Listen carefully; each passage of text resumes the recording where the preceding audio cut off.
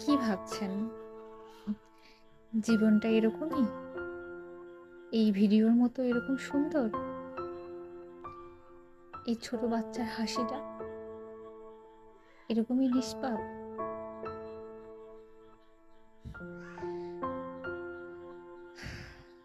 নাকি এই নদীর স্বচ্ছ পানির মতো পরিষ্কার? জীবন আসলে কোনোটাই নয়। জীবন অনেক কঠিন। আসলে আমরা যা বাস্তবে দেখাই,